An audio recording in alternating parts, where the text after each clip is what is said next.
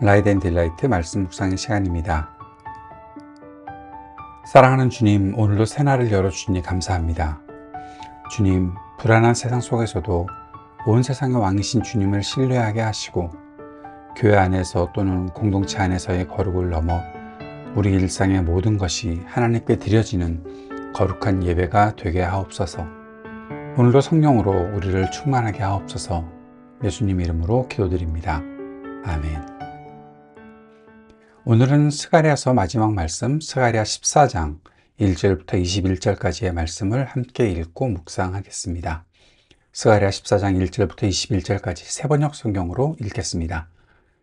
주님의 날이 온다. 그날이 오면 약탈자들이 너희 재산을 약탈하여다가 너희가 보는 앞에서 그것을 나누어 가질 것이다. 내가 모든 이방 나라를 모아서 예루살렘과 싸우게 하겠다. 이 도성이 함락되고 가옥이 약탈당하고 여자들이 겁탈당하고 이 도성의 주민이 절반이나 사로잡혀 갈 것이다. 그러나 이 도성 안의 나머지 백성은 살아남을 것이다. 주님께서 나아가셔서 이방 나라들과 싸우실 것이다. 전쟁 때에 싸우시던 것처럼 하실 것이다. 그날이 오면 주님께서 예루살렘 맞은편 동쪽 올리브산 위에 발을 디디고 서실 것이다. 그러면 올리브산은 한가운데가 갈라져서 동서로 뻗은 깊고 넓은 골짜기가 생길 것이다. 산의 반쪽은 북쪽으로 다른 반쪽은 남쪽으로 옮겨질 것이다. 그 산 골짜기는 아셀까지 미칠 것이다. 너희는 유다왕 우시야 때에 지진을 만나 도망간 것 같이 주님의 산 골짜기로 도망할 것이다. 주 나의 하나님이 오신다. 모든 천군을 거느리시고 너희에게로 오신다. 그날이 오면 햇빛도 차가운 달빛도 없어진다. 낮이 따로 없고 밤도 없는 대낮만이 이어진다. 그때가 언제 올지는 주님께서만 아신다. 저녁 때가 되어도 여전히 대낮처럼 밝을 것이다. 그날이 오면 예루살렘에서 생수가 솟아나서 절반은 동쪽 바다로 절반은 서쪽 바다로 흐를 것이다. 여름 내내 겨울 내내 그렇게 흐를 것이다. 주님께서 온 세상의 왕이 되실 것이다. 그날이 오면 사람들은 오직 주님 한 분만을 섬기고 오직 그분의 이름 하나만으로 간구할 것이다. 게바에서 예루살렘 남쪽 림몬까지 온 땅이 아라바처럼 평평해질 것이다. 그러나 예루살렘은 우뚝 솟아 있으므로 베냐민 문에서부터 첫 대문이 서 있는 지점을 지나서 모퉁이 문까지 또 하나넬 망대에서 왕실의 포도주 짜는 곳까지 제자리에 그대로 남을 것이다. 백성이 다시 예루살렘에 자리 잡을 것이다. 다시는 멸망하는 일이 없을 것이다. 예루살렘은 안전하게 살 수 있는 곳이 될 것이다. 예루살렘을 치러 오는 모든 민족은 주님께서 다음과 같은 재앙으로 치실 것이다. 그들이 제 발로 서 있는 동안에 살이 썩고 눈동자가 눈구멍 속에서 썩으며 혀가 입 안에서 썩을 것이다. 그날이 오면 주님께서 보내신 크나큰 공포가 그들을 휩쓸 것이다. 그들은 서로 손을 잡고 저희들끼리 손을 들어서 칠 것이다. 유다 사람들도 예루살렘을 지키려고 침략자들과 싸울 것이다. 그들은 주변 모든 이방 나라의 재물, 곧 은과 금과 의복을 마구 차지할 것이다. 말과 노새와 낙타와 나귀 할 것 없이 적진에 있는 모든 짐승에게도 적군에게 내린 이 같은 재앙이 내릴 것이다. 예루살렘을 치러 올라온 모든 민족 가운데서 살아남은 사람들은 해마다 예루살렘으로 올라와서 왕이신 만군의 주님께 경배하며 추막절을 지킬 것이다. 이 세상의 어느 백성이라도 예루살렘에 올라와서 왕이신 만군의 주님께 경배하지 않으면 그들의 땅에는 비가 내리지 않을 것이다. 이집트 백성이 예루살렘으로 올라와서 어울리지 않으면 그들의 땅에도 비가 내리지 않을 것이다. 주님께서는 초막절을 지키러 올라오지 않은 이방 나라들에게 내리실 그 똑같은 재앙을 그들에게도 내리실 것이다. 이것은 초막절을 지키러 올라오지 않은 이집트 사람과 모든 이방 민족이 받을 벌이다.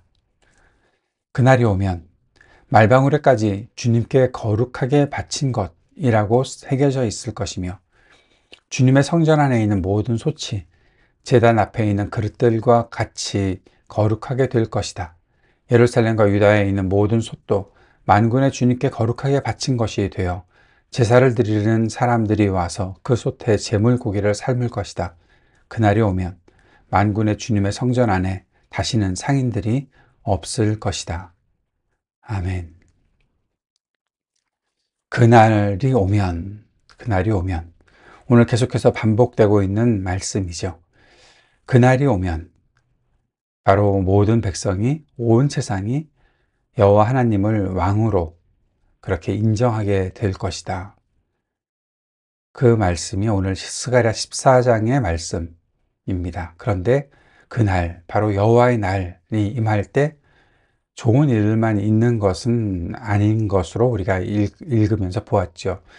읽으면서 굉장히 마음이 불편하기도 하죠. 그때 일어날 최후의 전쟁과 그 안에 하나님의 직접적인 개입, 그리고 완성될 하나님 나라의 모습을 그리는 것이 바로 스가랴 14장입니다. 왜 이런 말씀을 주실까요? 그것은 두려움을 주기 위함이 아니라 고난 중에 있는 백성에게 소망을 주기 위한 메시지입니다. 위기와 하나님의 개입, 감람산 위에 서신 하나님, 그 말씀이 1절부터 5절까지의 말씀으로 볼 수 있죠. 예루살렘은 열국에 의해 포위됩니다. 함락 직전의 위기에 처하죠. 인간의 힘으로 소망이 끊어진 그때에 여호와께서 용사처럼 나가셔서 싸우십니다.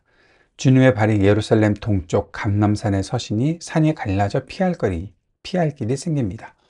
이는 하나님이 멀리서 관망하시는 분이 아니시고 자기 백성의 고난을 한복판으로 내려오셔서 구원의 길, 피할 골짜기를 여시는 분이라, 그 사실을 보여주는 거죠. 6절에서 11절까지 생수와 빛이 나타나 있습니다. 새 창조의 역사이죠. 그날에 자연의 질서가 바뀝니다. 낮도 아니요 밤도 아닌 신비로운 빛이 비치고 예루살렘에서 생수가 솟아나서 절반은 동해로, 이 동해라는 것은 사해로, 절반은 서해로, 서해는 지중해로 흐르게 됩니다. 이 말씀은 에스겔 47장의 환상과 또 요한계시록 22장의 생명수 강에 대한 그 내용을 연상하게 됩니다. 죽음의 땅이 생명의 땅으로 변하고 다시는 저주가 없고 예루살렘은 평안히 서게 된다라는 사실을 말씀하는 것이죠. 그리고 16절에서 21절까지 거룩이 확장되고 있다. 말에 있는 방울에서 또 밥을 짓는 솥까지 거룩이 확장되고 있다라는 말씀입니다. 심판 후에 살아남은 이방 민족들이 예루살렘에 올라와서 초막절을 지키며 하나님을 경배하게 되죠. 과거의 적들이 예배자로 변한다. 그런데 그날에는 말의 방울에도, 성전의 솥에도, 일반 가정의 솥에도 여호와께 성결이라고 기록된다라는 거죠. 제사장의 관에만 쓰여 있던 이 거룩한 문구가 이제 일상의 모든 기구에까지 확장되고 있는 장면을 보여줍니다. 그것은 성 속의 구분이 사라지고 모든 것이 하나님 앞에 거룩해진다는 의미가 되는 것이죠. 하나님은 어떤 분이십니까? 오늘 본문에서 읽은 하나님. 첫째는 하나님은 전사로 나타나 있죠. 자기 백성을 위해 친히 싸우시는 분이시다 라는 뜻으로 하나님이 전사로 묘사되고 있습니다. 두 번째는 9절에 온 천하의 왕이다. 여호와께서 온 천하의 왕이 되신다. 온 세상의 왕이 되신다. 이스라엘만의 신이 아니라 열방의 통치자이시고 유일하신 분이시다 라는 거죠. 이 말씀을 우리가 잘 생각해야 합니다. 하나님을 이스라엘의 신으로만 규정짓고 그 안에만 계셔라 라고 하는 것이 얼마나 인간의 교만인가, 하나님에 대한 무지인가를 생각하게 되는 거죠. 하나님은 이스라엘만의 신이 아니시고 열방의 통치자이시고 유일하신 분이시다 라는 사실을 꼭 기억해야 합니다. 그리고 하나님은 통합의 하나님이십니다. 성전이라는 특정 공간에 갇히지 않고 온 세상과 일상의 삶 전체를 거룩하게 만드시는 분이시기에 하나님은 통합의 하나님이시다, 거룩의 주인이시다 라는 사실을 보게 되는 것입니다. 그러면 이 말씀 속에 있는 하나님의 계획은 무엇일까요? 그것은 악을 심판하시고 창조 세계를 회복시키시는, 생수와 빛으로 회복시키시는 하나님의 계획이 있습니다. 그리고 모든 민족이 하나님을 왕으로 인정하고 예배하게 하는 것이 하나님의 계획입니다. 최종적으로는 우리의 삶 전체가 예배가 되는, 하나님 앞에 거룩하게 드려지는 그러한 세상을, 그러한 우리의 인생을 만드시는 것이 하나님의 계획이라 볼 수 있는 거죠.